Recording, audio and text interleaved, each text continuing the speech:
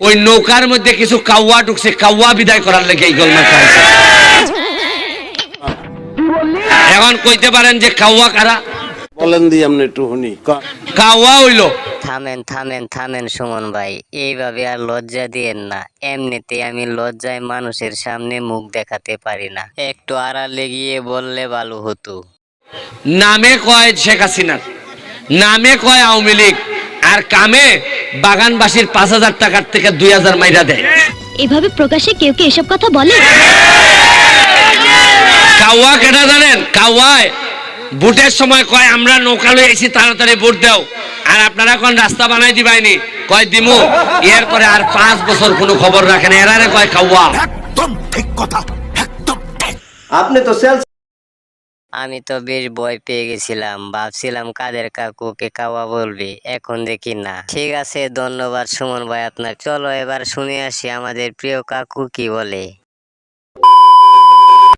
আমি এখন মাননীয় যোগাযোগ মন্ত্রী জনাব ওবায়দুল কাদেরকে তার বক্তব্য রাখার আহ্বান জানাচ্ছি।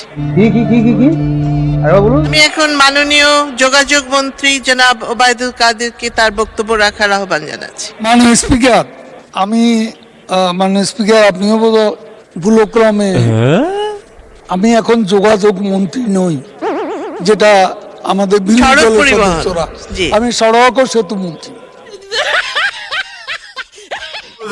এই ব্যাপারটা সড়ক পরিবহন দুঃখিত, দুঃখিত, ও জি। সেতু মন্ত্রী।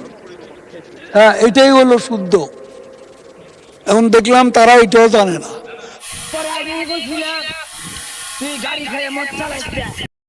আমাকে আপনি তো যোগাযোগ ছাড়া কথাই বলেন নাই সব সময়।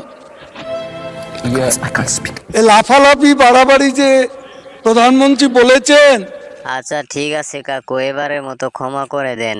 প্রধানমন্ত্রী কি বলেছেন বলুন।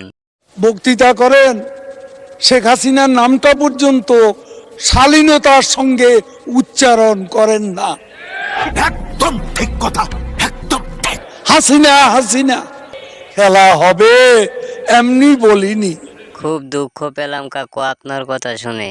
যাই হোক, কি আর করার, সবাইকে ক্ষমা করে দেন।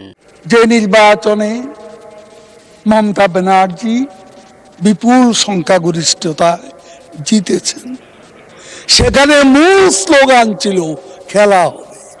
শাবাশ বেটা। নরেন্দ্র মোদীও খেলা হবে বলেন কি? আর আমি কালকে 2 লাখ লোকের সামনে বক্তৃতা করছি, সারা মাঠ খেলা হবে বলেছে। পরিষ্কার কথা।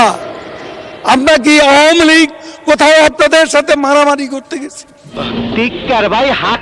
5 বছরে 5 সপ্তাহ আমি আমার নিজের ঘরে থাকতে পারিনি। এসব কি বলছেন আপনি? এখানে আমাদের নেতারা বসে আছে, প্রত্যেকের গায়ে দাগ আছে। তুই ধৈর্য ধর। বাড়ি ঘরে থাকতে পেরেছি আমরা, সেটার বিরুদ্ধেই খেলা হবে। আমি সিল মাইরা দিমু। বন্ধুরা, কিছুদিনের মধ্যেই কাদের কাকু ফাইনাল খেলায় নেমে যাবে। যাই হোক, ভিডিওটি কেমন লেগেছে জানাও। ভালো লাগলে একটি লাইক দিয়ে চ্যানেলটিকে সাবস্ক্রাইব করে রাখো।